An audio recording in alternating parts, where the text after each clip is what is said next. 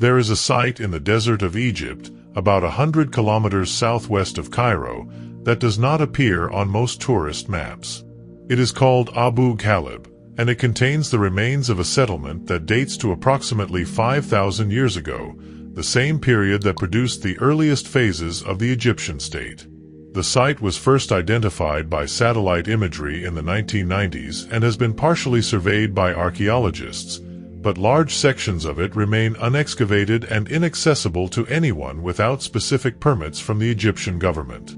The reason given for the restricted access is protection. The site is vulnerable to looting, and unrestricted access would accelerate the damage that has already occurred to the exposed portions of the surface.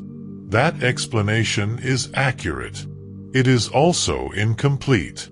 Across the world, hundreds of archaeological sites are restricted, sealed, or effectively forbidden to the public and to independent researchers, and the reasons given range from protection and conservation to active military use, ongoing religious observance, political sensitivity, and in some cases, the simple fact that what has been found there has not yet been fully interpreted or publicly disclosed.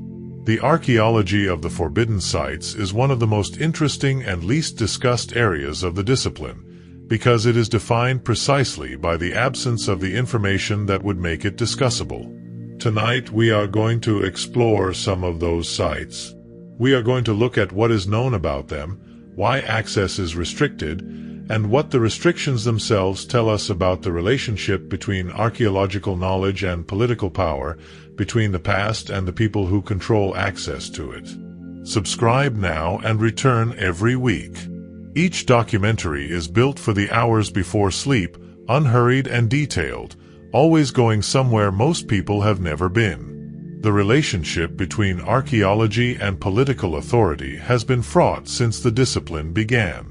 The ancient monuments of Egypt, Greece, Rome, and the great civilizations of the Americas, Asia, and Africa are simultaneously objects of scientific study and symbols of national identity, sources of tourist revenue and claims to territorial legitimacy.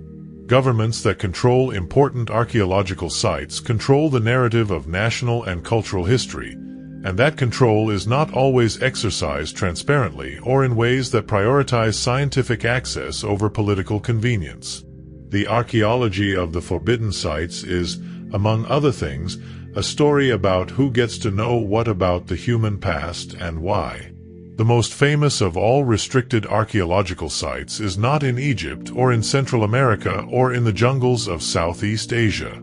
It is in Saudi Arabia. The history of archaeological restriction is as old as archaeology itself. The first systematic excavation of ancient sites was conducted not by scientists but by treasure hunters and collectors who were interested in the objects they could retrieve rather than in the contexts that gave those objects their meaning. The Ottoman and Egyptian governments of the 19th century, which had nominal jurisdiction over the most significant ancient sites in the world, had neither the resources nor the institutional capacity to control what European expeditions removed from those sites. The result was a redistribution of archaeological material from the regions that had produced the ancient civilizations to the museums of the colonial powers, a redistribution whose legacy continues to shape the governance of archaeological sites and the question of access to them more than a century later. The site of Al-Hijr, also known as Madain Salah or Hijra, is located in the northwestern Hijaz region of Saudi Arabia and contains the largest preserved collection of Nabatean tombs outside of Petra in Jordan.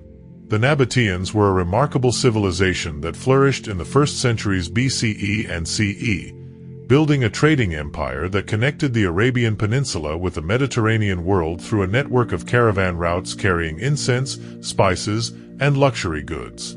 Their capital at Petra, in what is now Jordan, is one of the most spectacular archaeological sites in the world. But Madain Salah, the second city of the Nabatean kingdom, is in some ways equally impressive. It contains more than 100 monumental rock-cut tombs with elaborately decorated facades, carved directly into the sandstone outcrops of the Hijaz Desert. The political economy of archaeological access is rarely discussed openly in the academic literature, but shapes the production of archaeological knowledge in profound ways. The countries with the most significant ancient sites are often those with the most limited resources for archaeological research, creating a structural dependency on foreign funding and expertise that can compromise the autonomy of national archaeological authorities. When a European or American institution funds an excavation at a site in Egypt, Iraq, or Peru, the resulting data, including the physical samples, the photographs, and the preliminary analyses, typically travel to the funding institution's home country for processing and analysis. The formal requirement that publications acknowledge national ownership of the heritage and receive government approval before publication provides some safeguard, but it does not fully address the asymmetry of expertise and resources that makes the dependency possible in the first place. For most of the last millennium, access to Madain Salah was effectively forbidden to non-Muslims, because the site lies near Medina, one of the holiest cities in Islam, and because the entire Hijaz region was closed to non-Muslims. The site acquired an additional religious dimension from an Islamic tradition that identified the region with the people of the mud, mentioned in the Quran as a civilization destroyed by God as a punishment for rejecting the Prophet Salih. That association made the ruined sites of ill omen in the popular Muslim imagination, places that devout Muslims were advised to pass through quickly and without lingering, and that were therefore effectively uninhabited and unstudied for many centuries. The Saudi government opened Madain Salah to tourism in 2008 and to international archaeological research around the same time, though access remains controlled and permits are required. The opening was part of a broader effort to develop the tourism potential of Saudi Arabia's historical heritage, a project that has accelerated dramatically under the Vision 2030 Economic Diversification Program. Large-scale excavations and conservation projects are now underway at Madain Salah, and the site has been nominated for UNESCO World Heritage status. But access remains restricted in ways that limit the speed of archaeological research, and significant portions of the site have not yet been excavated. The Lascaux Cave in the Dordogne region of France, which contains some of the most spectacular Paleolithic paintings ever found, has been closed to the public since 1963, when the carbon dioxide and humidity produced by the breath of 20,000 visitors per year was found to be causing the growth of algae and fungi that threatened to destroy the 17,000-year-old paintings. The decision to close the cave was controversial but scientifically defensible. The alternative was to allow the paintings to deteriorate irreversibly. The French government subsequently built two replica caves, Lascaux II and Lascaux IV, that allow visitors to experience reproductions of the paintings without threatening the originals. The original cave remains accessible only to a small number of researchers who have special authorization and who must follow strict protocols to minimize their impact on the cave environment. That restriction has been extraordinarily effective at preserving the paintings, which remain in essentially the same condition as they were when they were discovered in 1940, but it has also removed from direct human experience one of the most powerful artistic achievements of our species. The reasons for those ongoing restrictions at Madain Salah are partly practical, partly political, and partly religious. The practical reasons include the genuine vulnerability of the sandstone facades to erosion and vandalism, the logistical difficulty of managing large numbers of visitors in a remote desert environment, and the ongoing nature of the excavations that make some areas unsafe for public access. The political reasons include the Saudi government's desire to control the narrative of the archaeological discoveries, particularly any findings that might complicate the relationship between the pre-Islamic archaeological heritage of the Arabian Peninsula and the contemporary religious and political identity of the kingdom. And the religious reasons include the ongoing sensitivity around the Islamic prohibition on venerating graves or making sites of pre-Islamic ruins into pilgrimage destinations. The sealed libraries of the Vatican are among the most discussed and least understood of the world's restricted archives, partly because the mythology surrounding them has grown far beyond what the actual restrictions justify. The Vatican Apostolic Archive, formerly known as the Vatican Secret Archive, holds approximately 85 linear kilometers of shelving containing documents produced by the papacy from the 8th century to the present.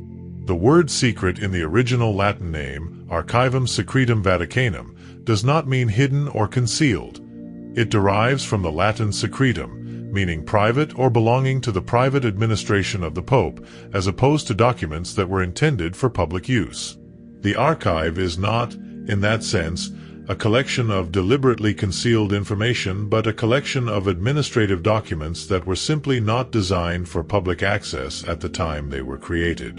The Vatican Archive has been open to accredited scholars since 1881, when Pope Leo XIII made it accessible to researchers for the first time. Thousands of scholars have worked in it since then, producing research on topics ranging from the records of the Inquisition to the diplomatic correspondence of the papacy with secular rulers across centuries of European and global history. The process for obtaining access is bureaucratic but not insurmountable. Researchers submit applications to the Vatican, demonstrate their scholarly credentials and the legitimacy of their research project, and if approved are granted access to specific document collections relevant to their research. The tunnel beneath the Pyramid of the Moon at Teotihuacan, which was excavated by researchers beginning in 2003 and which runs for more than 100 meters beneath the central axis of the pyramid, is one of the most extraordinary recent archaeological discoveries in the Americas. The tunnel was found to be filled with offerings placed by the builders of the pyramid. Thousands of objects, including clay figurines, obsidian blades, animal bones, and seeds arranged in patterns that suggest a carefully planned ritual. At the center of the tunnel, a pool of liquid mercury was found surrounding a miniature landscape of mountains made from rubber, shells, and pyrite. The mercury, which is not found naturally in the Teotihuacan region and which must have been imported from hundreds of kilometers away, was apparently intended to simulate a body of water, possibly the underworld sea of Mesoamerican cosmology. The discovery transformed the understanding of Teotihuacan's religious practices and its connections to the broader world of Mesoamerican civilization, and it raised new questions about the purpose and significance of the pyramid that excavators are still working to answer. What makes the Vatican Archive genuinely restricted is not a general prohibition on access, but the limits of what has been catalogued, processed, and made available. The archive is enormous, and the resources available for cataloging and preservation are limited relative to its size. Many document collections have not been fully processed, and researchers cannot access documents that have not been cataloged, not because they are deliberately concealed, but because the archivists do not always know exactly what they contain. The gradual opening of additional archival collections over the decades, including the records of the Congregation for the Doctrine of the Faith, the successor to the Inquisition, in 1998 and the records of the papacy during the Second World War in 2020, has produced new scholarship that has changed our understanding of those periods. But those openings have also confirmed that the archive contains more sensitive historical material than the Vatican had previously acknowledged. The radiocarbon dating revolution of the 20th century transformed the study of many restricted sites by making it possible to establish chronologies without excavation, using material collected from the surface or from existing museum collections. The application of accelerator mass spectrometry to tiny samples of organic material, samples too small to be detected by the human eye, has allowed researchers to date charcoal from ancient fires, seeds from storage vessels, and fibers from textiles at resolutions of decades rather than centuries. That precision has been particularly valuable at sites where the stratigraphic sequences have been disturbed by looting or by the construction of later structures, because it allows individual objects to be dated independently of their depositional context. The ongoing development of those dating techniques continues to extract new chronological information from materials collected decades or even centuries ago, without requiring new access to restricted sites. The archaeological dimensions of the Vatican's restricted holdings extend to the excavations beneath St. Peter's Basilica, the Scavi, which have been partially open to guided tours since the 1950s, but which contain areas that are not publicly accessible. The excavations were conducted from 1940 to 1949 and revealed a necropolis of the 2nd and 3rd centuries CE, the remains of the Constantinian basilica that preceded the current structure, and what the excavators believed to be the tomb of St. Peter himself. The identification of the bones found in a repository under the altar of the confession as those of St. Peter was announced by Pope Paul VI in 1968, but the scientific evidence for that identification has been disputed by scholars outside the Vatican, and access to the relevant remains for independent scientific testing has not been granted. In the highlands of Ethiopia, in the holy city of Aksum, there is a church that contains what the Ethiopian Orthodox Christian tradition claims is the Ark of the Covenant. The Church of Our Lady Mary of Zion in Aksum houses, according to that tradition, the original Ark of the Covenant, the gold-covered wooden chest described in the Hebrew Bible as containing the stone tablets on which the 10 Commandments were inscribed. The Ethiopian tradition holds that the Ark was brought to Ethiopia by Menelik I, the son of King Solomon and the Queen of Sheba, approximately 3,000 years ago, and that it has been kept in Aksum ever since.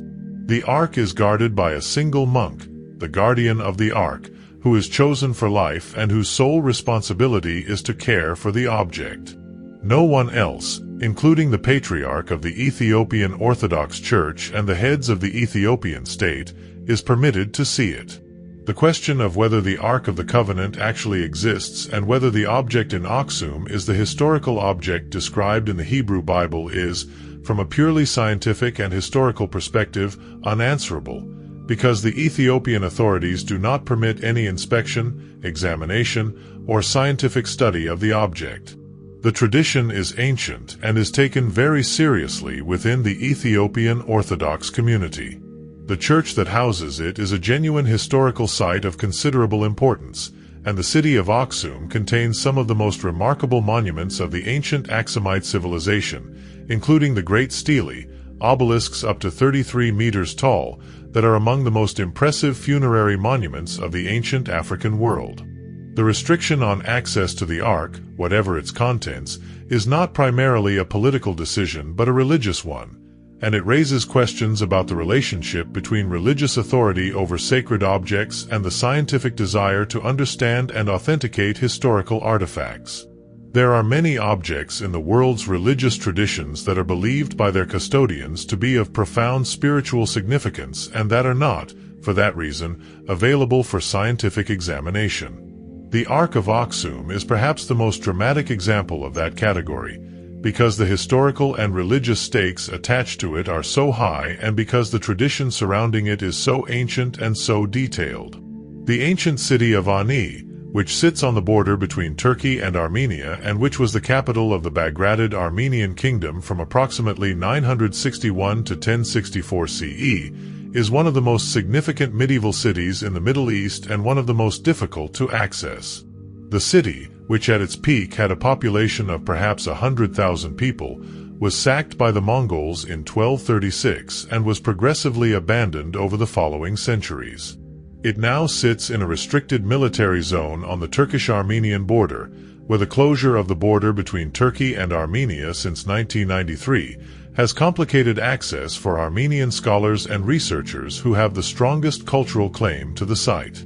Turkish archaeologists have been working at the site, and it was designated a UNESCO World Heritage Site in 2016, but the political tension between Turkey and Armenia over the Armenian genocide of 1915 and the ongoing border closure continue to shadow the site's management and the question of access for international researchers. The broader archaeological context of Aksum is itself remarkable and insufficiently known outside the specialist community. The Aksumite civilization, which flourished from approximately the 1st to the 7th centuries CE, was one of the great ancient African states, a trading empire that connected sub-Saharan Africa with the Mediterranean world, Arabia, and India through the Red Sea trade routes. The city of Aksum at its peak was one of the largest cities in the ancient world, with a population of perhaps 30,000 people. The monuments it left behind, including the stelae, the underground tombs, and the palace complexes, are preserved in remarkable condition and contain evidence of a sophisticated architectural tradition that has been studied by archaeologists from Ethiopia and from other countries for several decades. But the ongoing religious significance of the city, which remains a major pilgrimage destination for Ethiopian Christians, creates constraints on archaeological work that make systematic excavation of the most significant areas difficult. The rock art of the Tassili-Enniger Plateau in the Sahara, which covers thousands of square kilometers of sandstone cliffs in southern Algeria, represents one of the most extensive and most significant collections of prehistoric art in the world. The paintings and engravings, which date from approximately 10,000 BCE to the early 1st millennium CE, document the transition of the Sahara from the green, animal-rich savanna of the African humid period through successive periods of desertification to the desert it is today. Access to the plateau is restricted by the Algerian government, which has designated it a UNESCO World Heritage Site and which requires that visitors travel with authorized guides. But the restriction is only partially effective. The sheer scale of the plateau, which is larger than the United Kingdom, makes comprehensive protection impossible, and vandalism and unauthorized collection of portable objects have damaged portions of the art record that can never be restored. The plain of Nazca in southern Peru contains one of the most famous and most mysterious archaeological features in the world. The Nazca lines, enormous geoglyphs etched into the surface of the desert by the removal of the reddish-brown iron oxide-coated pebbles that cover the plateau, revealing the pale yellowish ground beneath. The legal framework governing the international trade in archaeological objects is one of the most important and most contested areas of cultural heritage law. The 1970 UNESCO Convention on the Means of Prohibiting and Preventing the Illicit Import, Export and Transfer of Ownership of Cultural Property established the principle that archaeological objects should not be traded internationally without the consent of the country of origin. And the 1995 Uni-Droit Convention on Stolen or Illegally Exported Cultural Objects provided additional mechanisms for the recovery of illegally removed objects. Those conventions have been widely ratified, but their enforcement remains uneven, and the market for undocumented ancient objects continues to create incentives for looting that threaten the integrity of restricted archaeological sites around the world. The lines, which were created by the Nazca culture between approximately 500 BCE and 500 CE, include both straight lines extending for kilometers across the desert and figurative designs depicting animals, plants, and geometric shapes, including a spider, a hummingbird, a condor, a monkey, and various human or humanoid figures. The largest of the figurative designs is more than 300 meters across. The lines are best seen from the air, and their true scale and complexity only became apparent when aircraft began flying over the region in the 20th century. The Nazca lines are not entirely forbidden, but access to the figures themselves is severely restricted. The protected area containing the lines is managed by the Peruvian Ministry of Culture, and direct access to the surface of the plateau where the lines are located is permitted only for authorized archaeologists with specific permits. Tourist access is limited to a viewing tower and to aerial tours by small aircraft, which provide the most spectacular views of the figures. The restriction on surface access is driven by the genuine vulnerability of the geoglyphs to damage. The lines consist of a relatively thin layer of displaced stones on a surface that is extremely sensitive to foot traffic, and even a single footstep in the wrong place can disturb the arrangement of stones and damage the line permanently. The reasons for the location and orientation of the Nazca lines remain a subject of debate among archaeologists, and that debate is not helped by the difficulty of conducting systematic ground-level surveys of the restricted area. The most widely accepted current interpretation is that the lines served as ritual pathways related to the Nazca religion and water cult, with the straight lines possibly used for ceremonial processions and the animal figures representing supernatural beings or astronomical markers. The association between the lines and the Nazca water cult is supported by the observation that many of the lines converge on or point toward sources of water in the surrounding landscape. What is clear is that the Nazca lines required a level of planning, surveying, and coordinated labor that implies a level of social organization and technical sophistication that was not previously expected from a culture with no writing system and no known central political authority. The creation of figures that can only be fully appreciated from the air, by a culture with no access to elevated viewpoints above 100 meters or so, is one of the enduring mysteries of the Nazca civilization, and it is a mystery that the restrictions on access to the site make more difficult to fully resolve. The site of Göbekli Tepe in southeastern Turkey, which we have explored in another documentary, is fully excavated and accessible to visitors within the limits of the protective structures that have been erected over the excavated areas. But its sister sites, the constellation of similar monuments discovered in the same region in recent years, present a different picture. The sites of Karahan Tepe, Sayburk, and the other monuments that together constitute the Taz Tepeler, or Stone Hills, complex of southeastern Turkey are in different stages of excavation and accessibility. Some have been partially excavated and are accessible to researchers with permits. Others are still completely buried and are being surveyed from the surface by geophysical methods.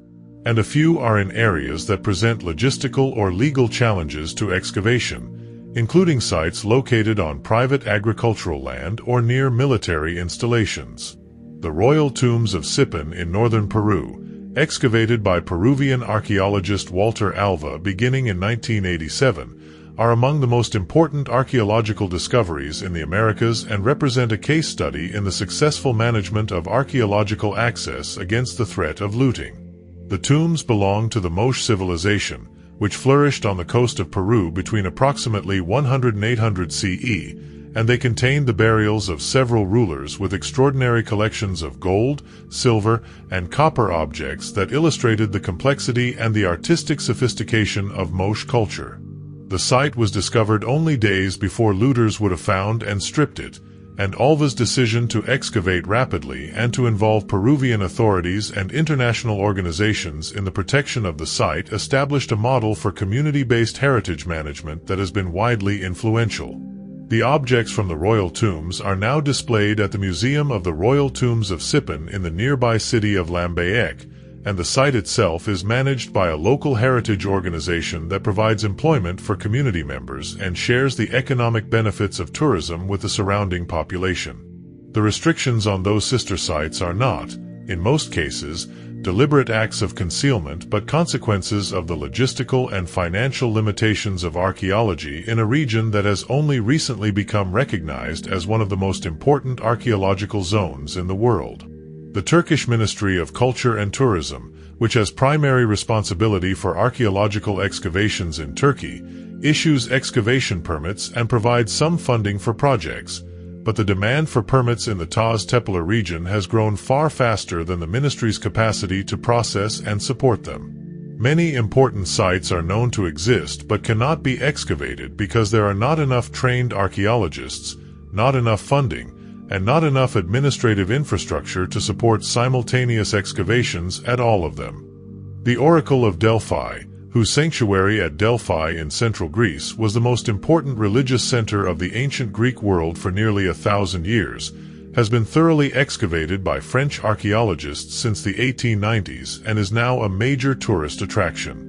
But the geological and geochemical mystery of how the oracle's visions were produced has only been partially resolved. The ancient sources describe the oracle sitting in a special chamber, the Adaton, over a cleft in the rock from which vapors rose, inducing the trance-like state in which she delivered her prophecies.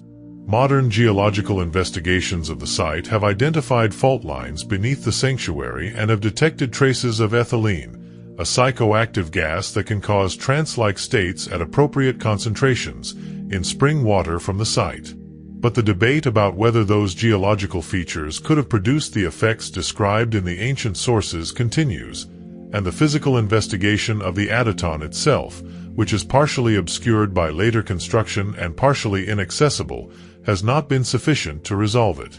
The history of colonial-era archaeology is essential context for understanding why so many important sites are now restricted and why the restrictions are often viewed with suspicion by the governments and communities that impose them. The great museum collections of Europe and North America were assembled in large part through excavations conducted during the colonial period, when the sovereignty of the countries where the sites were located was either absent or compromised, and when the assumption that European and American scholars had both the right and the competence to investigate the heritage of other cultures was rarely questioned.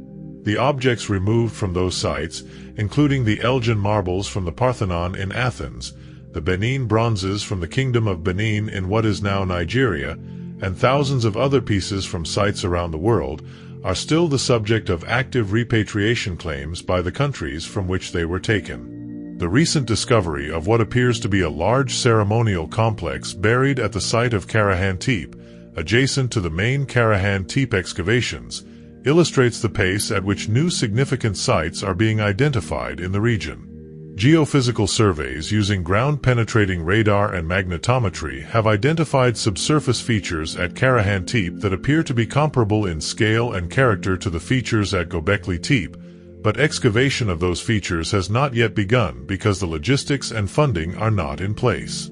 The site sits there, effectively forbidden not by deliberate restriction but by the practical limits of what archaeology can do with the resources available. The situation at the Taz Tepeler sites is being transformed by the international attention that followed the publicity around Göbekli Tepe and by the increasing willingness of the Turkish government to attract international scientific collaborations and tourism revenue from the region. Several of the sister sites have been opened to limited tourism while excavations continue, and international funding for the research program has increased substantially. But the pace of discovery still outstrips the pace of excavation, and there are almost certainly major monuments in the region that have not yet been identified, let alone excavated or made accessible. The ancient city of Mohenjo-Daro in present-day Pakistan is not forbidden in the strict sense, but it presents one of the most poignant examples of restricted access in the archaeology of the ancient world. Access restricted not by political decision but by the slow progress of a crisis that has been developing for decades. Mohenjo-Daro was one of the largest cities of the Indus Valley Civilization, which flourished from approximately 2600 to 1900 BCE in what is now Pakistan and northwestern India. At its peak, the city had a population of perhaps 40 to 80,000 people, making it one of the largest urban settlements in the ancient world. It was also one of the most sophisticated. The city was laid out on a grid plan with standardized brick sizes, had an elaborate drainage and sewage system that was more advanced than anything in contemporary Mesopotamia or Egypt, and contained buildings of considerable architectural complexity, including a great bath that is one of the most famous monuments of the ancient world. The site was declared a UNESCO World Heritage Site in 1980, but the same recognition that brought international attention to its importance also brought an international assessment of the threat it faces. The brick structures of Mohenjo-Daro are dissolving. The combination of rising groundwater, which carries dissolved salts that crystallize within the brick and fracture it as they expand, and the erosion caused by seasonal flooding has been attacking the fabric of the site for decades. UNESCO and the Pakistani government have been working to address those threats for more than 40 years, but the pace of deterioration has consistently outstripped the pace of conservation. The current state of accessibility at Mohenjo-Daro reflects that deterioration. Large sections of the site that were accessible to visitors a generation ago are now closed because the structures have become too unstable to approach safely. Other sections are accessible only to specialized conservators conducting urgent stabilization work. The Great Bath remains visible and accessible, but the structures surrounding it have been damaged enough that the context that gave them meaning is progressively being lost. The site is not forbidden by anyone's deliberate decision. It is becoming forbidden by the passage of time and the failure of conservation efforts to keep pace with the destruction. The cave complex of Tam Luang Nong Non in northern Thailand, which became internationally famous in 2018 when a youth soccer team was trapped inside by rising floodwaters and was eventually rescued in a dramatic international operation, is also of significant archaeological interest. The cave contains rock art and other evidence of prehistoric occupation that has received relatively little systematic investigation, partly because of the complexity of the cave system and partly because the rescue operation and its aftermath have dominated the public profile of the site. The Thai government has subsequently invested in developing the cave as a tourist attraction, but the archaeological investigation of its deeper reaches, which may contain evidence of human occupation extending back thousands of years, has not yet been systematically conducted. The political dimensions of the Mohenjo-Daro situation are also significant. The Indus Valley Civilization predates the historical periods from which both Pakistan and India draw most of their national narratives, and its relationship to the cultural identities of both nations is complex and sometimes contested.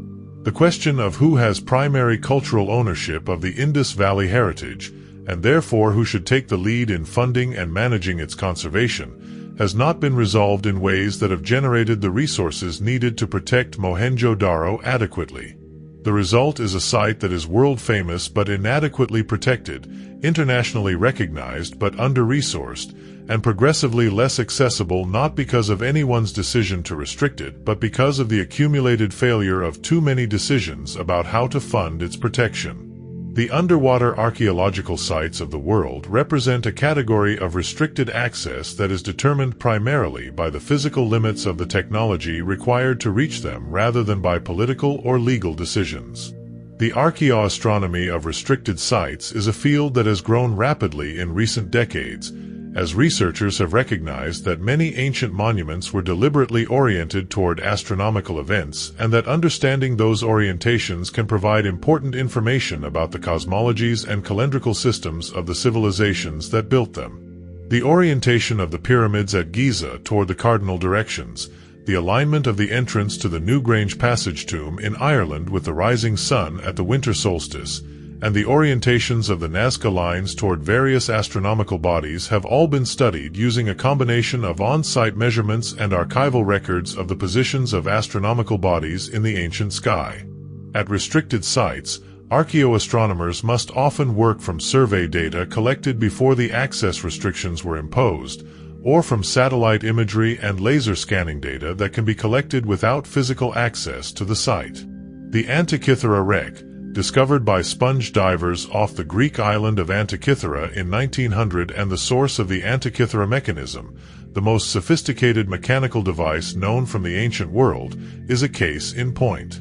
The wreck lies at depths of between 45 and 60 meters, at the edge of what conventional scuba diving can reach, and the site has been excavated in several campaigns over the past century using progressively more sophisticated equipment. The most recent excavation campaign, begun in 2014 and ongoing, has used advanced mixed-gas diving techniques and underwater robots to reach parts of the wreck that were previously inaccessible, and it has produced finds including a bronze hand, bronze statuary fragments, and various organic materials that were not retrieved in earlier campaigns.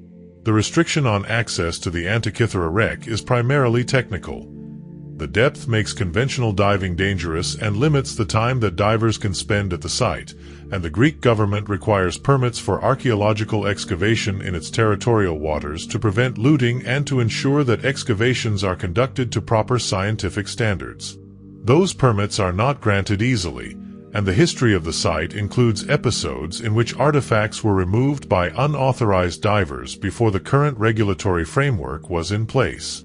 The Antikythera mechanism, recovered from a shipwreck off the Greek island of Antikythera in 1901, is the most sophisticated mechanical device known from the ancient world, an astronomical calculator built approximately in the 2nd or 1st century BCE that could predict the positions of the sun and moon, the dates of solar and lunar eclipses, and the dates of the Olympic Games.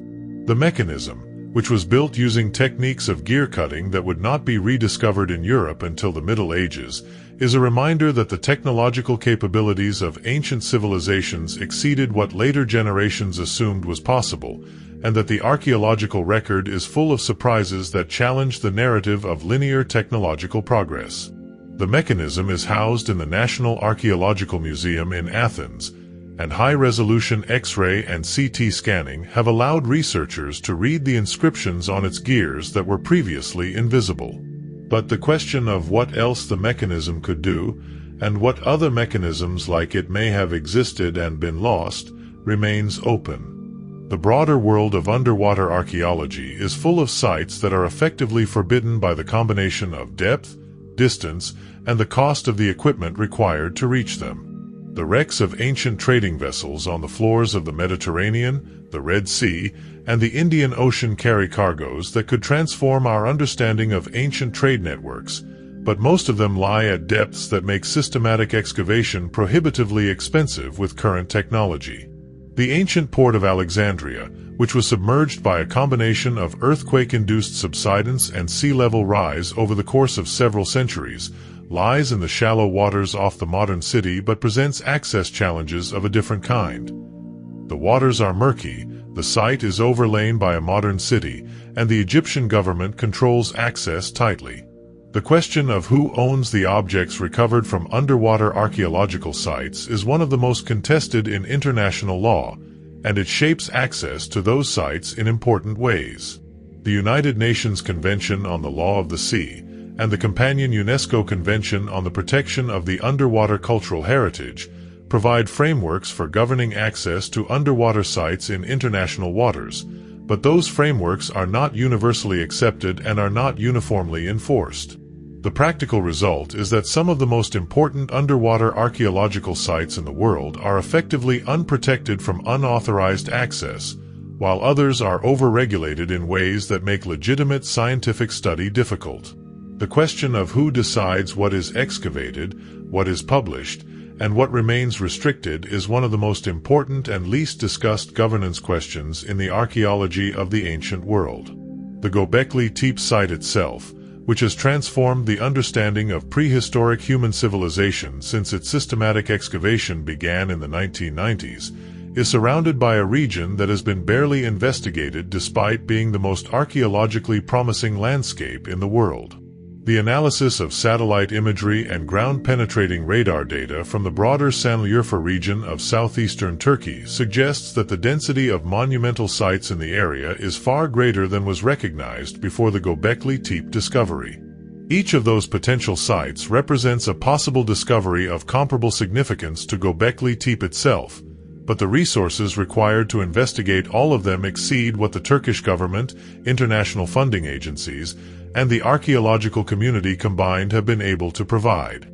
The result is a landscape of potential that is accessible in principle but effectively restricted in practice by the simple unavailability of the resources needed to investigate it. In most countries, archaeological excavations require permits from the national government, which retains ownership of the objects found and the right to control what is done with them. That system, which was developed in the 20th century in response to the colonial-era looting of archaeological sites, has generally served the goal of keeping archaeological heritage in the countries where it is found. But it has also created a system in which national governments have significant power over what archaeological knowledge is produced and how it is communicated, a power that is not always exercised in ways that prioritize scientific openness over political convenience. The case of the Dead Sea Scrolls illustrates that dynamic particularly clearly.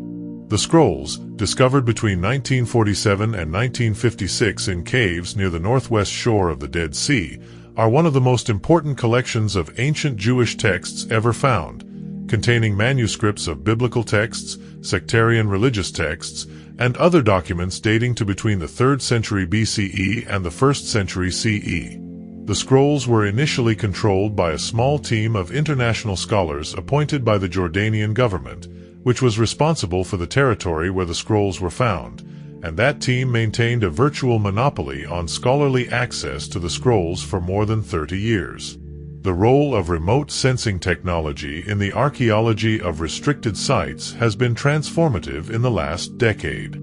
Satellite imagery with sub-meter resolution, LiDAR laser scanning that can penetrate forest canopy to reveal the underlying landscape, ground-penetrating radar that can map subsurface features without excavation, and multispectral imaging that can reveal soil disturbances invisible to the naked eye have all been applied to restricted sites with results that would have required years of fieldwork a generation ago.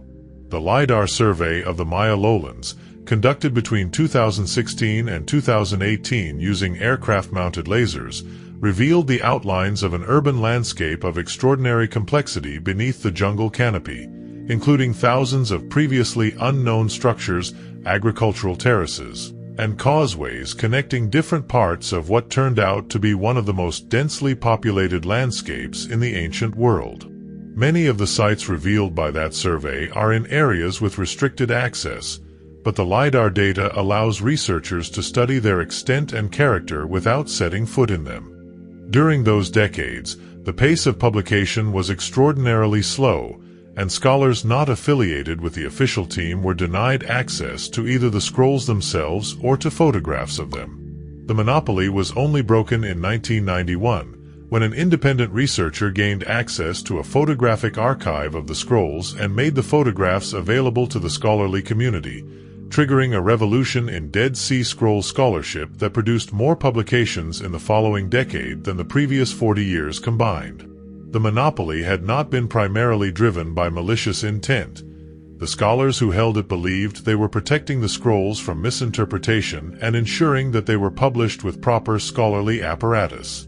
But the practical effect of 40 years of restricted access was to delay the full integration of the scrolls into the scholarly understanding of ancient Judaism by a generation. The lesson of the Dead Sea Scrolls controversy is that restricted access to archaeological materials, even when the restrictions are not intended to prevent knowledge but to control the pace and quality of its production, can have significant negative effects on the progress of scholarship. The scrolls that were unpublished for 40 years contained information that would have contributed to debates in biblical studies, the history of early Christianity, and the sociology of ancient Jewish communities during a period when those debates were actively ongoing. The delay was not a neutral event. It shaped the development of scholarship in ways that are still being unwound. The sacred sites of indigenous peoples around the world represent a category of restricted archaeological site that raises different ethical questions from those posed by government restrictions or the logistics of difficult access. In Australia, many significant archaeological and sacred sites are located on Aboriginal land and are subject to the authority of the traditional custodians of those lands. Some of those sites are closed to non-Aboriginal visitors, either entirely or during periods of particular spiritual significance. The reasons for those closures are not primarily archaeological but religious and cultural. The sites are places of spiritual power whose exposure to outsiders, particularly outsiders who do not understand or respect their significance, is believed to diminish their power or to create spiritual harm. The best-known example in Australia is Uluru, the great sandstone monolith in the Northern Territory that is sacred to the Anangu people. The Australian government closed the climb to the top of Uluru in October 2019, after decades of debate, at the request of the Anangu traditional custodians. The closure was controversial among some tourists and tourism operators who had previously enjoyed the climb as a physical and scenic experience, but it was supported by most Australians and was ultimately enacted through the authority of the Uluru Kata Tjuta National Park Board, on which traditional custodians have a majority. The Antikythera wreck itself, from which the mechanism was recovered, has been revisited by modern underwater archaeological expeditions that have found additional artifacts suggesting that the ship was carrying a cargo of extraordinary value. The mechanism was apparently not the only remarkable object aboard. The ship also carried bronze statues, glassware, jewelry, and coins that together suggest a vessel of considerable luxury.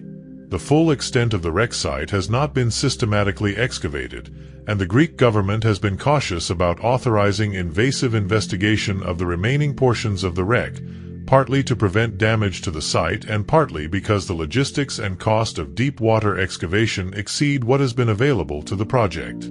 The possibility that additional objects comparable in significance to the Antikythera mechanism remain on the sea floor at the wreck site is not excluded.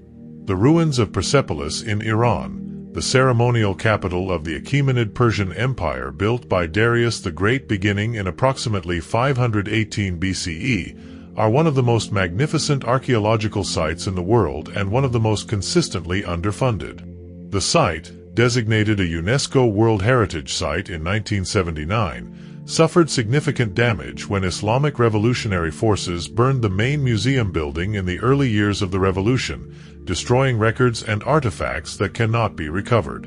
Access to the site by foreign researchers has been severely restricted since the Islamic Revolution of 1979, and the American and European sanctions on Iran have made it difficult to fund conservation and research projects even when Iranian authorities have been willing to permit them. The result is a site of extraordinary historical significance that is deteriorating more rapidly than the resources available to conserve it can address, and that is inaccessible to the international research community at a time when new analytical techniques could transform our understanding of the Achaemenid world. The archaeological significance of Uluru and its surroundings is considerable. The landscape contains evidence of Aboriginal occupation extending back tens of thousands of years, including rock art and stone artifact scatters that are among the oldest evidence of human habitation in Australia. But the archaeological significance of the site is entirely secondary to its spiritual and cultural significance for the Anangu people, and the management of archaeological access to the landscape is determined by those cultural values rather than by the interests of archaeological science. That prioritization of indigenous cultural authority over scientific access is increasingly the norm in countries with significant indigenous populations and meaningful legal frameworks for recognizing indigenous rights, including Australia, Canada, New Zealand, and the United States. The shift reflects both a changing ethical framework in archaeology, which has moved from treating indigenous peoples as subjects of study to treating them as participants in and authorities over the study of their own heritage, and a changing legal framework in which indigenous land rights and cultural property rights are more fully recognized. It also reflects a recognition that the knowledge held by indigenous peoples about their own heritage, including oral traditions, ceremonial knowledge, and detailed familiarity with the landscape, is itself a form of archaeological evidence that scientific methods alone cannot produce. The preservation challenges facing the world's most important restricted sites are a constant reminder that restriction and protection are not the same thing. A site can be legally protected and bureaucratically restricted while simultaneously deteriorating due to inadequate conservation resources. The monuments of Angkor in Cambodia, which were subjected to decades of neglect during the Khmer Rouge period and the subsequent civil conflict, are now one of the most intensively conserved archaeological complexes in the world, with teams from Japan, France, Germany, India, and many other countries working alongside Cambodian specialists to stabilize and restore the structures.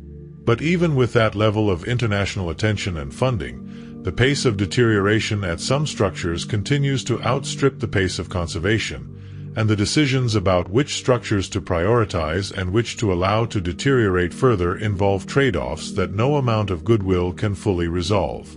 There are sites whose restricted access is driven not by cultural sensitivity or legal frameworks but by more immediate and more disturbing considerations. Sites that are contaminated, sites that are in active conflict zones, and sites that are dangerous in ways that have nothing to do with the historical objects they contain. The archaeological site of Ani, the medieval Armenian capital located on the Turkish-Armenian border, is one of the most poignant examples of restricted access driven by geopolitical conflict. The city of Ani was the capital of the Bagratid Armenian kingdom from 961 to 1064 CE, when it was captured by the Seljuk Turks. At its peak, it was one of the largest cities in the world, with a population estimated at over 100,000 people, and it contains some of the most sophisticated medieval architecture in the world, including churches, palaces, and city walls that combined Armenian, Byzantine, and Islamic architectural traditions in unique ways. The city was gradually abandoned after the Mongol invasion of 1236 and subsequent further deterioration, and today it is an uninhabited ruin on the Turkish side of the closed Turkish-Armenian border. The Turkish-Armenian border has been closed since 1993 as a result of the Nagorno-Karabakh conflict between Armenia and Azerbaijan, and the closure has made Ani effectively inaccessible to Armenian scholars and to the international scholarly community that would normally have access to a site of this importance. Turkish scholars have conducted some research at the site, but the pace of that research has been limited by the political sensitivity of an Armenian cultural heritage site on Turkish territory and by the ongoing dispute between Turkey and Armenia over the recognition of the Armenian genocide. The structures at Ani continue to deteriorate, partly from natural causes and partly from the effects of military activities near the border, without adequate conservation attention. The archaeological sites of the Middle East, particularly in Syria and Iraq, have suffered catastrophic damage during the conflicts that began in 2011 and 2014. The ancient city of Palmyra in Syria, which was one of the most important sites of Greco-Roman archaeology in the ancient Near East, was occupied by the Islamic State in 2015 and suffered the deliberate destruction of several of its most important monuments, including the Temple of Bel, the Temple of Balshamin, and the Arch of Triumph. The ancient city of Nimrud in Iraq, the capital of the Assyrian Empire, was bulldozed and dynamited by the Islamic State in 2015, destroying one of the most significant collections of ancient Near Eastern art and architecture in existence. Those destructions were not accidents of war but deliberate acts of cultural erasure, intended to eliminate the material evidence of pre-Islamic civilizations that the Islamic State regarded as idolatrous. The restricted access to the archaeological sites of Syria and Iraq that remains in place even now, years after the most intense periods of conflict, is driven partly by the ongoing security situation and partly by the scale of the damage that needs to be assessed and documented before conservation and excavation can resume. The archaeology of those destroyed sites is itself now a form of forensic investigation, determining what was there, what was taken, what was destroyed, and what can be reconstructed or preserved is a research program that will occupy archaeologists for decades. The submerged ruins of Dvarka, the legendary city of the Hindu god Krishna, discovered in the shallow waters off the coast of Gujarat in India in the late 20th century, are one of the most significant underwater archaeological sites in Asia and one of the most politically charged. The ruins, which consist of a grid of stone walls and structures on the seabed at depths of 5 to 30 meters, date from approximately 1500 BCE and represent an extraordinarily early example of planned urban development. Their discovery provoked enormous interest in India, partly because of the site's connection to the Mahabharata and other Sanskrit texts that describe Dvarka as a real historical city. But the political and religious dimensions of the discovery have complicated its scientific investigation. Claims that the ruins represent the mythological Dvarka of Krishna have been made in contexts that confuse historical evidence with religious belief, and the Indian Archaeological Survey has been cautious about how it presents the significance of the site in order to avoid fueling communal tensions. The most intriguing of the world's restricted archaeological sites are those where the reason for the restriction is not entirely clear, where the official explanation does not fully account for the level of access control that is actually imposed. The site of Tiahuanaco, or Tiwanaku, in the Bolivian Altiplano, about 70 kilometers west of La Paz and near the southern shore of Lake Titicaca, is one of the most impressive pre-Columbian archaeological sites in South America. The city was the capital of a powerful empire that dominated much of the Andean highlands between approximately 400 and 1000 CE, and its monuments include the Acapana Pyramid, the Kalasasaya Temple Complex, and the famous Gateway of the Sun, a monolithic arch carved from a single block of andesite and decorated with figures of extraordinary symbolic complexity. The site is open to tourists and has been the subject of archaeological excavations by Bolivian and international teams for more than a century. The cave paintings of the Cueva de los Letreros in Almería, Spain, which include representations of a humanoid figure holding what appears to be a sickle and which ancient sources connect to the Iberian deity Indolo, are among the most significant Paleolithic and Neolithic artworks in the Iberian Peninsula. The cave is closed to the general public and accessible only with special authorization from the regional government, partly because of the fragility of the paintings and partly because the combination of moisture and tourism pressure at several other Almería caves has produced deterioration that the regional authorities are determined to prevent at this site. The restriction is an example of heritage protection that is genuinely in the interest of the long-term preservation of an irreplaceable artwork, implemented at the cost of public access to a cultural resource of extraordinary significance. The governance of archaeological sites in federal political systems, where responsibility for cultural heritage may be divided between national and regional or local authorities, creates particular complications for access and conservation. In the United States, the National Historic Preservation Act, the Archaeological Resources Protection Act, and a series of other federal laws create a framework for managing archaeological heritage on federal land. But the management of sites on state land, tribal land, and private land is governed by a patchwork of different legal frameworks that are not always compatible with each other. The result is that some of the most important archaeological sites in the country, including many sites of significance to Native American tribes, are managed under frameworks that were developed without adequate consultation with the communities most affected and that do not always reflect the values and priorities of those communities. But there are areas around Tiwanaku that are not excavated and that have not been systematically surveyed, including areas beneath the modern town that has grown up adjacent to the ancient city and areas under Lake Titicaca itself. The lake, which is the largest high-altitude lake in the world and which the Andean traditions regard as the place of origin of human civilization, has been only partially surveyed by underwater archaeologists, and the surveys that have been conducted have revealed submerged structures that appear to include causeways, terraces, and what may be the remains of a submerged city.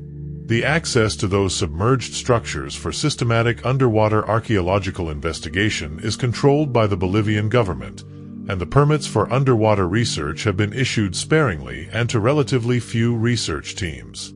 The reasons for the limited access to the underwater features of Lake Titicaca are partly logistical, partly financial, and partly political, but there is also a cultural dimension.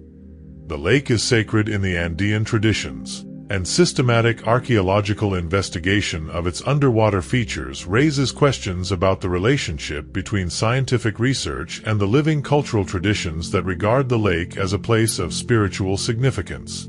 Those questions are not unique to Titicaca, but they are particularly acute at a site where the archaeological evidence and the living spiritual traditions are so directly intertwined. The tension between scientific curiosity and cultural respect that the Lake Titicaca situation illustrates is one that archaeologists encounter repeatedly at restricted sites around the world. The scientific desire to understand the full extent of human activity at a site, to excavate systematically and to retrieve the maximum amount of information, frequently conflicts with the desire of living communities to maintain control over sites that are part of their cultural and spiritual heritage. Finding a balance between those two desires that respects both the scientific value of the evidence and the cultural rights of living communities is one of the central ethical challenges of contemporary archaeology. The relationship between archaeology and national identity is perhaps most clearly illustrated by the sites of ancient Israel and Palestine, where the archaeological record is embedded in one of the most contested political landscapes in the contemporary world. The Temple Mount in Jerusalem, known in Arabic as the Haram al-Sharif, is the most contested archaeological site on Earth. It is the location of the first and second Jewish temples, the most sacred sites in Judaism, both of which were destroyed by foreign conquerors, the Babylonians in 587 BCE and the Romans in 70 CE. It is also the location of the Al-Aqsa Mosque and the Dome of the Rock, two of the holiest sites in Islam. And it is under the sovereignty of the State of Israel while being administered by the Islamic Waqf, the religious authority that manages Muslim religious sites in Jerusalem.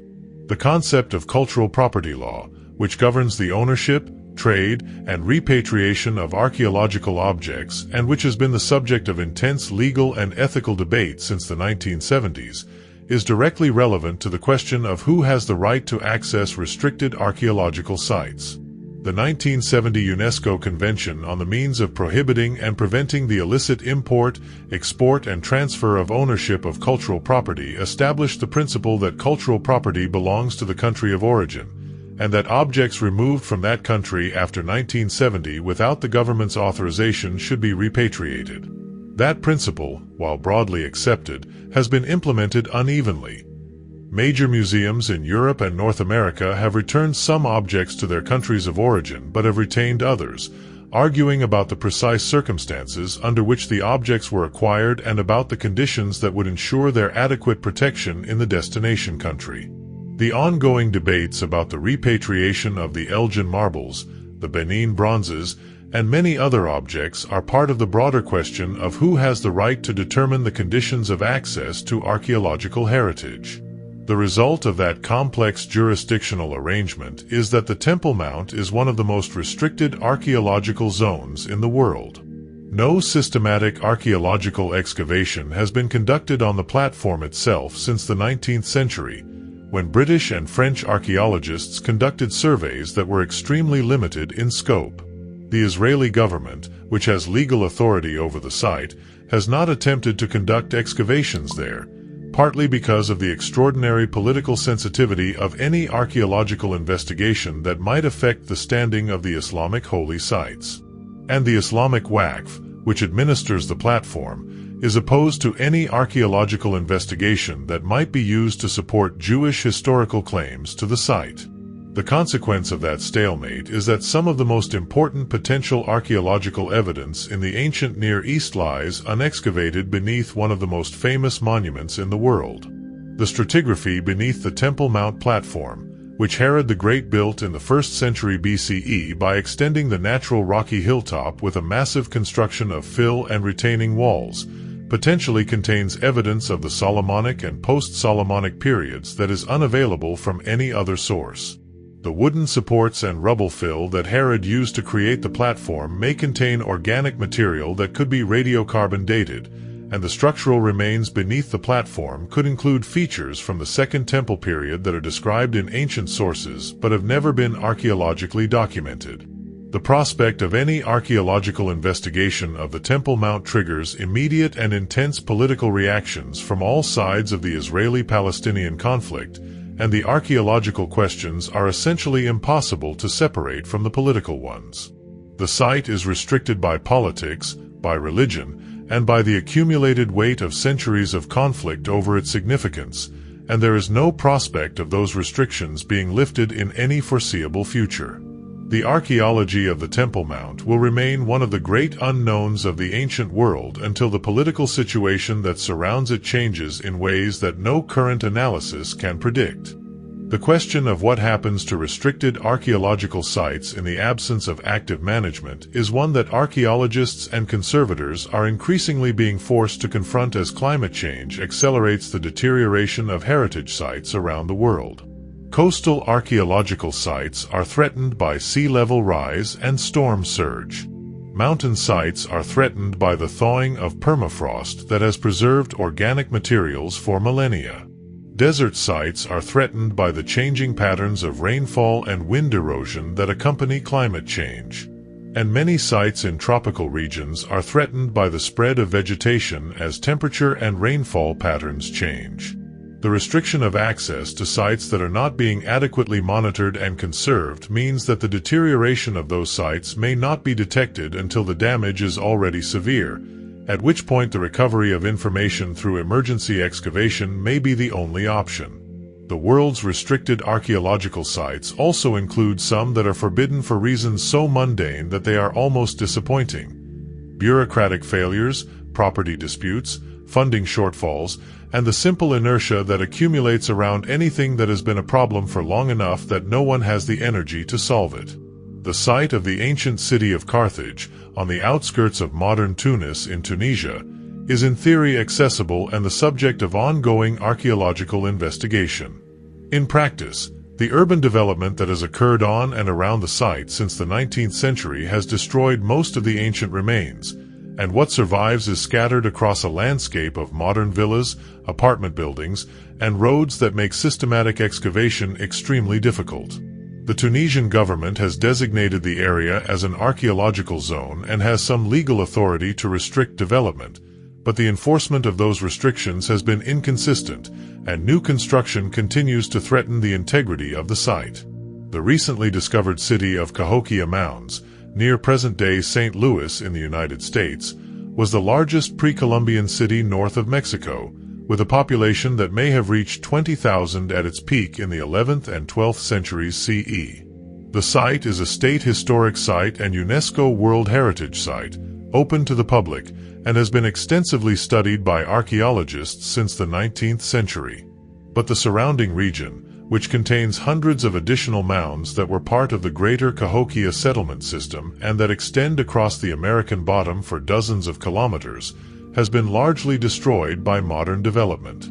The portions that remain are inadequately protected and insufficiently studied, and the potential for understanding the structure and function of this extraordinary pre-Columbian urban system from what survives is diminishing as more of the surrounding landscape is modified or built over. The Library of Herculaneum, the ancient Roman city buried by the eruption of Vesuvius in 79 CE, contains approximately 1,800 carbonized papyrus scrolls that were discovered in 1752 but that have never been fully read. The extreme fragility of the scrolls, which were carbonized by the heat of the pyroclastic surge and then compacted by the weight of the deposits above them, made conventional unrolling impossible for more than 2 centuries. Attempts to physically unroll them resulted in their destruction, and most of them were damaged beyond recovery before the attempts were abandoned. The scrolls sat in storage, forbidden by their own fragility from yielding the texts they contained, until the development in recent years of X-ray computed tomography techniques capable of reading the ink on the pages of the scrolls without physically unrolling them. The Vesuvius Challenge, a competition launched in 2023 to incentivize the reading of the Herculaneum scrolls using artificial intelligence analysis of CT scan data, produced its first results within a year. The first substantial text to be read from the scrolls in nearly 2 millennia, a philosophical treatise on the nature of pleasure written by the Epicurean philosopher Philodemus of Gadara. That achievement, which would have seemed impossible a decade ago, suggests that the other 1,750 scrolls in the collection contain texts that can be recovered if sufficient resources and technology are applied. The ancient cemetery of Varna in Bulgaria, discovered in 1972 during construction work on a factory, contains the oldest large collection of gold objects ever found, dating to approximately 4,500 BCE. The cemetery, which belongs to the Varna culture, an early Copper Age civilization on the Black Sea coast, contains burials of extraordinary richness that indicate the existence of a stratified society with significant craft specialization and long-distance trade networks more than 6,000 years ago. The gold objects from the Varna cemetery, including items found in a single burial that contains more gold than all previously known prehistoric sites combined, demonstrate that the development of social complexity and material wealth was occurring in southeastern Europe significantly earlier than the traditional Mesopotamian-centric narrative of the origins of civilization acknowledged. Access to the continuing excavations at the cemetery requires authorization from the Bulgarian government, and the site has been developed as a tourist attraction with restrictions on independent research access. The Herculaneum scrolls are not forbidden by anyone's decision. They are forbidden by the physical limits of what technology can do, and those limits are changing. The archaeology of the forbidden is not always a story about political power or religious sensitivity or cultural ownership. Sometimes it is a story about the limits of the possible and the steady progress of human ingenuity against those limits. Tonight, as sleep approaches, the restricted sites of the world are in their various states of preservation, deterioration, and investigation. At Madain Sala, the rock-cut tombs of the Nabateans stand in the desert moonlight, their elaborate facades carved by craftspeople who lived 2,000 years ago and who could not have imagined that their work would still be standing, restricted and studied and slowly understood, 2 millennia after they completed it. The tombs hold their secrets with the patience of stone, which is to say with no patience at all and with infinite patience simultaneously. They do not care whether they are understood or not, but they contain information that no one has yet fully retrieved. The philosophical question of whether the past belongs to anyone, and if so to whom, is one that lies beneath many of the disputes about access to restricted archaeological sites. The argument that the past belongs to everyone, that the heritage of ancient civilizations is the common property of humanity and should be accessible to all, is frequently used to justify the claims of international scholars and museum curators to study and display objects from other countries' archaeological heritage. The counterargument, that the past belongs primarily to the descendants of the people who created it and to the communities on whose land it was found, is used to justify national and indigenous control over archaeological heritage and the restriction of access to foreign researchers. Neither position is entirely satisfactory, and the practice of contemporary archaeology is navigating a middle path between them that is more respectful of indigenous and national authority than the colonial-era approach, though still contested at many specific sites. In Aksum, the guardian of the Ark is sleeping, perhaps, in the small house adjacent to the chapel where the object under his protection is kept. Whatever is in that chapel has been guarded for centuries by an unbroken succession of monks, each of whom received the responsibility from his predecessor and passed it to his successor. The tradition is real, whatever the object may or may not be. The faith that sustains it is real.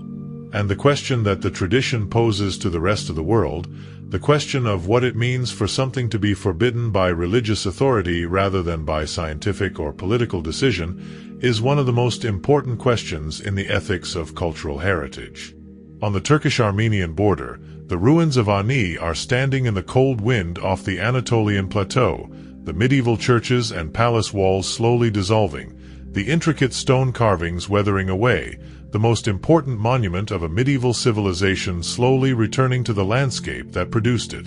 The border that makes Ani effectively inaccessible is one of the stranger absurdities of the modern political world. A closed frontier that separates two countries from a shared archaeological heritage that neither country can fully access or care for. And somewhere in the waters of Lake Titicaca, the submerged remains of what may be an ancient settlement lie in the cold, high-altitude water, waiting for the political and cultural conversations that would make their systematic investigation possible. Those conversations are happening, slowly, in the way that conversations about the relationship between scientific knowledge and indigenous cultural authority always happen, with more honesty than before, with more recognition of the complexity of the question, and with more willingness to accept that there may not be a single right answer that satisfies all the values at stake. The forbidden ruins are not forbidden forever. Most of them are forbidden by conditions that change.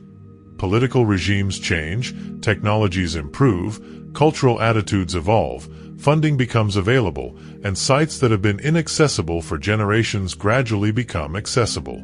The history of archaeology is full of sites that were once thought permanently inaccessible and that are now among the most studied in the world. The Herculaneum scrolls are the most recent example. 2,000 years of inaccessibility overcome in a few years by the convergence of medical imaging technology and artificial intelligence. The past is patient. It has been waiting for us to ask the right questions about it for a very long time, and it will wait a little longer. The ancient city of Caral in the Supe Valley of Peru, which was occupied from approximately 2600 to 2000 BCE and which is now recognized as the oldest city in the Americas, was only recognized as a major archaeological site in the 1990s, despite having been visible in the landscape for decades.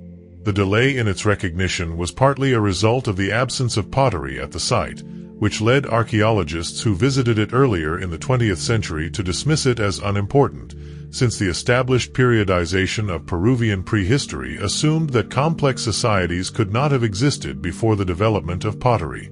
The discovery that Caral predated the introduction of pottery in the region by nearly 1,000 years required a complete revision of the chronology of complex society in the Americas, and it raised questions about what other sites may have been dismissed or overlooked because they did not fit the established frameworks of archaeological knowledge. The question of why the Indus Valley Civilization disappeared around 1700 BCE is one of the most debated questions in South Asian archaeology, and the answer may be hidden in the archaeological record of the unexcavated sites. The hypothesis that climate change, specifically a shift in monsoon patterns that reduced the rainfall on which Indus Valley agriculture depended, was the primary driver of the civilization's collapse has received support from paleoclimate data but has also been challenged by archaeologists who argue that the archaeological evidence of site abandonment does not match the pattern predicted by the climate model. The resolution of that debate requires more systematic excavation of Indus Valley sites in Pakistan and northwestern India, including sites that have never been investigated and that might preserve evidence of the transition from the urban period to the post-urban period in greater detail than the already excavated sites. But the political complexity of conducting research in those regions and the inadequacy of the resources available for that research means that the key evidence may remain buried for many more decades. Sleep now, knowing that the world's most interesting places are not always the ones that are open to everyone. Sometimes the most important things are the ones that are hardest to reach, and the effort required to reach them is part of what makes the reaching worthwhile. The ancient library of Alexandria, the most famous lost archive in human history, was not a single event of destruction but a gradual erosion of one of the ancient world's greatest repositories of knowledge across several centuries of political and social change. The conventional narrative of a single catastrophic burning of the library, usually attributed to Julius Caesar's fire in 48 BCE or to the Arab conquest of Egypt in 641 CE, does not correspond to what the historical sources actually say, which is that the library declined through a combination of underfunding, political neglect, and the incremental loss of papyri through fire, theft, and decay over a period of several hundred years. What makes the loss of the library particularly poignant is the partial list of its contents that can be reconstructed from ancient references, works of Aristotle and Archimedes that are now known only from summaries or later quotations, astronomical calculations that anticipated discoveries not made again for centuries, geographical descriptions of regions that remain archaeologically uninvestigated. The library is a reminder that the restriction of knowledge is sometimes accomplished not by sealed doors but by the simple failure to preserve what exists. The stone circles and megalithic monuments of the Orkney Islands in northern Scotland, which include the Ring of Brodger, the Stones of Stenness, and the settlement of Skara Brae, are among the most significant Neolithic monuments in Europe and are managed by Historic Environment Scotland as a UNESCO World Heritage Site. But the islands also contain hundreds of additional archaeological sites that have never been systematically investigated, partly because the resources available to Historic Environment Scotland are insufficient for the scale of the task and partly because the island's agricultural and residential land use has created a complex legal and economic environment for archaeological investigation. The ongoing excavations at the Ness of Brodger, a massive Neolithic temple complex between the Ring of Brodger and the Stones of Stenness that is only partially excavated, are revealing a site that may be the most significant Neolithic building complex in northern Europe. What remains unexcavated may be equally significant. The night excavations that have been conducted at some restricted sites, using artificial light to extend the working day and to take advantage of the lower temperatures of the night hours in desert environments, have produced some of the most evocative images in the archaeology of the ancient world. The sight of archaeologists working by lamplight in the rock-cut tombs of Luxor, or in the chambers of a Bronze Age palace in the Aegean, or in the underground galleries of a Neolithic monument in the British Isles, connects the contemporary practice of archaeology to the ancient practices of illumination and concealment that surrounded the original creation of the spaces being explored. The people who built those spaces also worked by lamplight, using oil lamps and torches to illuminate chambers that were designed to exclude the natural light of the sun. The modern archaeologist and the ancient craftsperson share that experience of working in artificial light in enclosed spaces, separated by thousands of years but connected by the specific quality of the light and the particular challenges of seeing clearly in conditions designed for concealment. The ruins of Chan Chan in northern Peru, the capital of the Chimu Empire that flourished between approximately 900 and 1400 CE, are the largest pre-Columbian city in South America and one of the most seriously deteriorating archaeological sites in the world.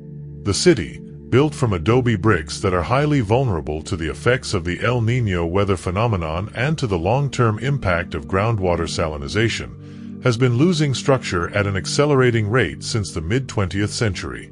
UNESCO has listed Chan Chan as a World Heritage Site in danger since 1986, the first such listing in the Americas, and conservation efforts have been ongoing for decades.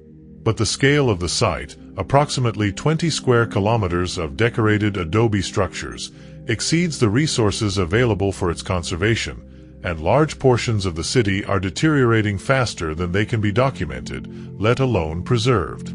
The relationship between tourism and archaeological preservation is one of the most complex and most contested issues in cultural heritage management. Tourism generates the revenue that funds conservation, employs local communities, and creates the political will to protect sites. But tourism also creates physical pressure on fragile sites, introduces the moisture and carbon dioxide that accelerate deterioration of rock art and wall paintings, and can create economic incentives that prioritize visitor experience over scientific investigation. The management of major archaeological sites like Angkor Wat, Machu Picchu, and Stonehenge requires constant balancing of these competing demands, and the decisions made about which portions of those sites to open to visitors and which to restrict reflect judgments about the relative priority of access, preservation, and research that are not always explicitly acknowledged in the public presentation of the sites. The ruins of the ancient city of Timgad in Algeria, founded by the Roman Emperor Trajan in approximately 100 CE and remarkably well preserved because it was buried under sand for centuries after its abandonment, are among the most complete surviving examples of a Roman colonial city in the world. The site, designated a UNESCO World Heritage Site, is managed by the Algerian government and is open to visitors, but the security situation in the region has restricted the access of international researchers since the Algerian Civil War of the 1990s, and the monitoring and conservation of the site has been limited as a result. The physical condition of the site is reportedly good, thanks to the exceptionally dry conditions of the Ouros Mountains, but the lack of systematic archaeological investigation since the 1980s means that significant portions of the site remain uncharacterized. The funerary complexes of the early Chinese emperors, which include enormous burial mounds surrounded by underground chambers filled with the possessions of the deceased, are among the most extraordinary archaeological resources in the world, and many of them have deliberately not been excavated. The most famous, the tomb of Qin Shi Huang, the first emperor of unified China, who died in 210 BCE, has been known since the 18th century and has been partially explored. The terracotta army, which guards the eastern approach to the tomb, was discovered in 1974 and has become one of the most visited archaeological sites in China. But the main burial chamber of the tomb, which ancient sources describe as containing a miniature reproduction of the empire with rivers of mercury and ceilings decorated with astronomical maps, has never been excavated. The Chinese government has explicitly decided not to excavate the main chamber until conservation technology has advanced to the point where the materials inside can be preserved after exposure. That decision is scientifically defensible. The experience of excavating the terracotta army pits showed that the colors on the terracotta figures faded within minutes of exposure to air, and the main chamber may contain organic materials even more vulnerable to deterioration. The ancient Aboriginal rock art sites of the Kimberley region in northwestern Australia, which include the Gwayan figures, also known as Bradshaw figures, whose age and cultural attribution are subjects of active debate, represent another category of restricted archaeological site. The Kimberley region contains thousands of rock art panels whose age ranges from a few hundred to potentially many thousands of years, and some of those panels depict figures of extraordinary elegance and technical sophistication that are unlike any other rock art tradition in Australia. The Gwayan figures, which show elegant human forms in motion with detailed clothing and ornaments, are claimed by some researchers to be among the oldest figurative art in Australia and possibly in the world. They are also claimed by the Aboriginal communities of the region as part of their cultural heritage, and those communities have varying levels of willingness to share access to specific sites with researchers and the public. The management of access to those sites involves a complex negotiation between scientific interest, indigenous cultural rights, and the practical challenges of working in an extremely remote region. The long-term preservation of archaeological sites in the face of climate change is one of the most pressing practical challenges in cultural heritage management. The permafrost of the Arctic, which has preserved organic materials from thousands of years of human occupation of the tundra and the polar coastlines, is thawing at an accelerating rate, exposing those materials to decomposition. The coastal sites of low-lying regions around the world, including many of the most significant archaeological sites on Pacific atolls and on the shores of the Indian Ocean, are being eroded by rising sea levels and increasing storm intensity. And the sites of arid regions like the Sahara and the Arabian Peninsula, whose dry conditions have been responsible for the extraordinary preservation of organic materials for thousands of years, are being exposed to increasing moisture as the climate changes, accelerating the decomposition of materials that have survived for millennia. The race to document those sites before they are lost is one of the most urgent tasks in contemporary archaeology, and it is being lost in many locations because the resources available are insufficient to match the pace of deterioration. The Ark of the Covenant, the sacred chest described in the Hebrew Bible as containing the tablets of the Ten Commandments, is the most famous missing artifact in the world, and its location has been the subject of speculation for 2.5 millennia. The biblical account of the Ark's history ends with its presence in the Temple of Solomon in Jerusalem before the Babylonian conquest of 586 BCE, after which it disappears from the historical record entirely. Various traditions place it in Ethiopia, in Egypt, in Jordan, in France, and in other locations, and several of those traditions are associated with specific locations that are restricted to outside investigators. The Church of Our Lady Mary of Zion in Aksum, Ethiopia, claims to house the Ark in a sanctuary that is accessible only to a single guardian monk who is forbidden from leaving the compound, and no outside investigator has been allowed to enter or to verify the claim. Whether the Ark exists, what it actually was, and where it might be, are questions that archaeology has never been able to address directly, partly because the most specific traditions about its location are associated with sites that are inaccessible on religious grounds. The awareness of what we do not know about our own past is one of the gifts that archaeology offers to the human imagination. Every restricted site, every unexcavated mound, every sealed chamber and flooded coastal settlement represents not just an absence of knowledge but a presence of possibility. The possibility that what lies behind the closed door or under the sand or beneath the water is more extraordinary than anything we currently know. That possibility is not a comfortable one in all its dimensions. The knowledge behind some closed doors might challenge things that people hold important. But it is an honest one, and honesty about the limits of what we know is one of the preconditions for expanding those limits. The forbidden ruins are forbidden for many reasons, and not all of those reasons are the same or equally defensible. But all of them remind us that the story of human civilization is longer, stranger, and more varied than any account that has yet been written of it. The documentation of restricted archaeological sites using three-dimensional scanning and photogrammetry has become one of the most important tools for preserving knowledge of sites that may deteriorate or be destroyed before they can be fully excavated. The scanning of the interior chambers of the Great Pyramid of Giza, conducted by the Scan Pyramids project using cosmic ray muon tomography, revealed the existence of a previously unknown large void above the Grand Gallery, a discovery that would have been impossible without non-invasive imaging technology. Similar scanning projects have documented the interior structures of other Egyptian monuments, and the resulting data are available to researchers worldwide, effectively extending access to the physical information contained in those monuments beyond the geographical and administrative restrictions that limit physical access. The archaeology of Japan's imperial tombs, the coffin-mounded burial mounds that the Japanese landscape and that contain the remains of emperors and other members of the ancient ruling class, represents one of the most clearly politically motivated restrictions on archaeological access in the modern world.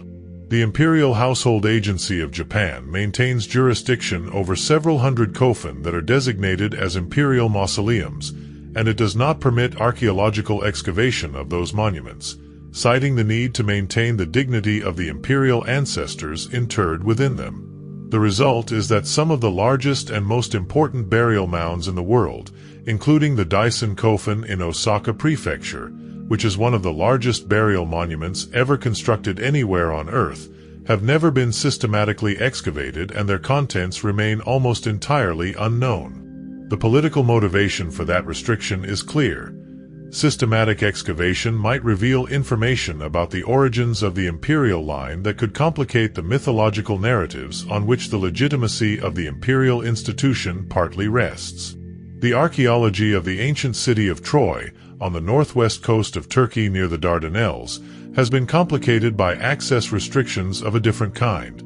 The fragmentation of the ancient remains by the successive occupations of the site and by the methods of Heinrich Schliemann, the 19th-century archaeologist whose excavations famously discovered the treasures of ancient Troy, but simultaneously destroyed much of the stratigraphic evidence that would have allowed the different phases of the city's history to be distinguished. The site is now managed by a consortium of Turkish and international archaeologists working under permit from the Turkish government, and access is carefully controlled to protect the surviving stratigraphy from further damage. But the damage done by Schliemann's methods and by the subsequent excavations of the early 20th century has created a situation in which some of the most important information about the site has been permanently destroyed, a restriction imposed not by political decision but by the limitations of archaeological practice at a time when the discipline was still developing its methods. The sacred groves and temple complexes of West Africa, including the voodoo sanctuaries of Benin and the sacred forests of the Yoruba tradition in Nigeria, represent a category of restricted site that has received relatively little attention in the mainstream archaeological literature, but that is of considerable historical and cultural significance. Those sites contain material evidence of religious practices extending back centuries, and their ecology, maintained by the restrictions on human activity within the sacred grove, has preserved patches of old-growth forest that would otherwise have been cleared. But access to those sites for scientific investigation is controlled by the religious authorities responsible for them, and the conditions under which scientific research is permitted vary from site to site and from researcher to researcher. The negotiation of access to those sites requires a level of cultural competence and a willingness to accept the authority of religious leaders over archaeological research that many researchers find challenging, but that is essential for ethical engagement with living sacred traditions. If this documentary kept you company tonight, subscribe to the channel. There are more forbidden places, more hidden histories, more questions that nobody has yet been given permission to ask. A new one every week, always in the dark, always patient, always continuing.